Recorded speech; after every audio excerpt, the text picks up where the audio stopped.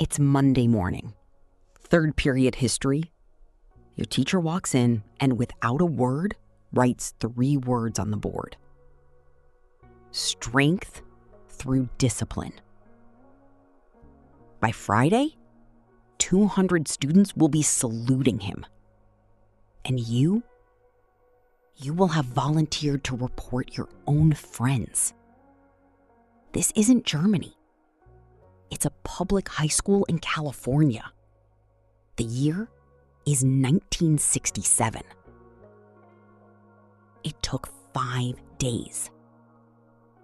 And when it was over, some of those students never forgave their teacher.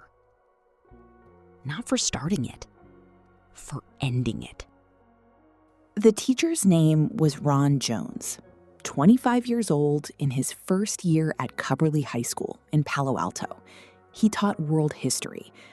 And that spring, a student asked him a question he couldn't answer. They were studying Nazi Germany, and the student wanted to know, how could ordinary Germans claim they didn't know? The neighbors, the shopkeepers, the people who lived down the road from the camps. How does a whole country not notice itself turning into that?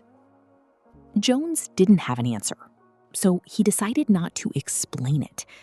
He decided to show them. What happened next, he would spend the rest of his life trying to understand. Monday. Jones told the class they'd grown sloppy, undisciplined, that discipline was power, and he was going to prove it. So he drilled them. Sit up straight, feet flat on the floor, hands folded on the desk. Stand, step to the aisle, return to your seat, in silence, again and again, until 30 teenagers could do it in under 30 seconds. He taught them to answer only when called on, in 3 words or fewer, and to begin every answer the same way. Mr. Jones. It should have felt humiliating. It didn't.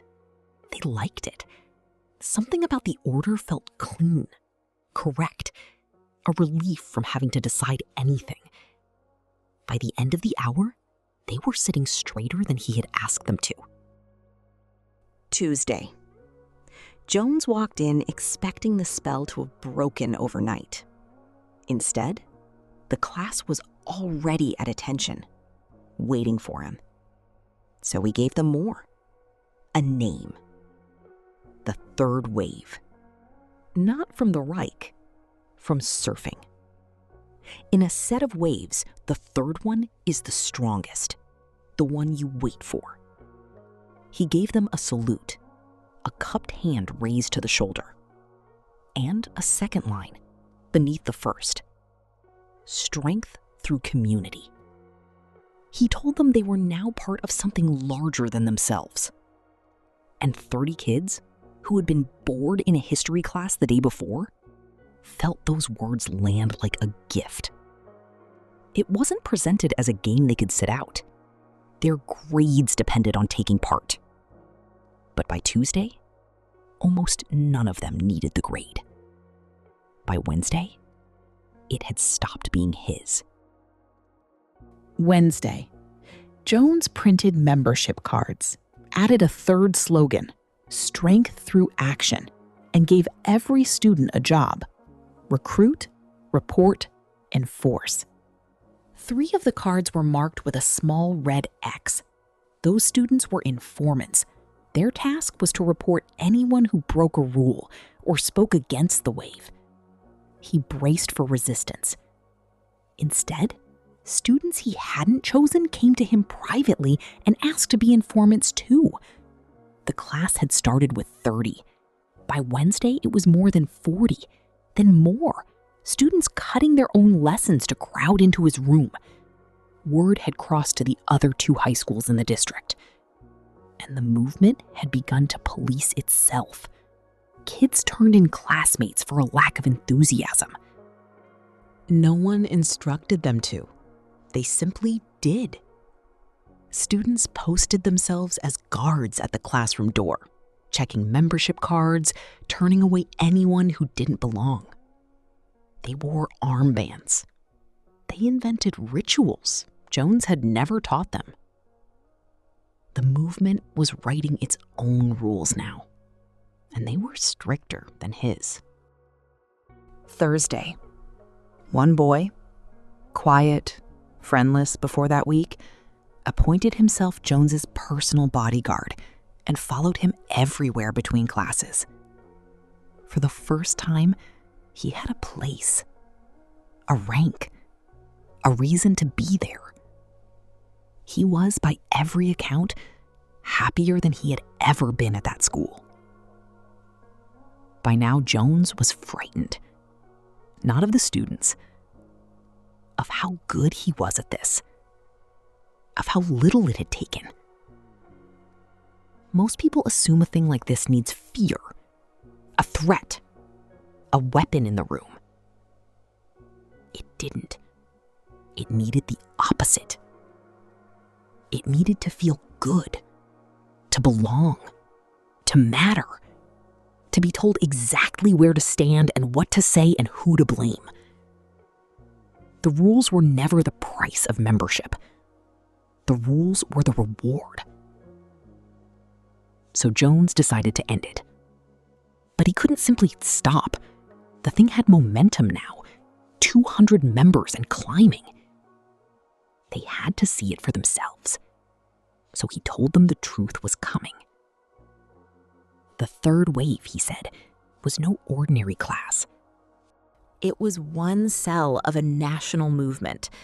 And on Friday, their leader, a candidate for president, would appear on live television and call them all to order. They believed him. Friday, 200 students packed the auditorium at noon. Banners on the walls, the salute, and silence. The disciplined, expectant silence Jones had built in 5 days. They waited for their leader. Jones switched on the television. Static. A minute passed. Then another. The confusion moved through the room like a draft. And then Jones spoke. There is no leader, he told them. There is no national movement. There never was. He started a projector, and the room filled with footage of Nuremberg. The rallies, the raised arms, the same posture, the same hunger to belong. You believed you were different, he told them. You were certain this could never be you. Look at what you built in a week. But the worst of it wasn't the rally. It wasn't the footage. It was what came after. Because the students didn't walk out feeling freed.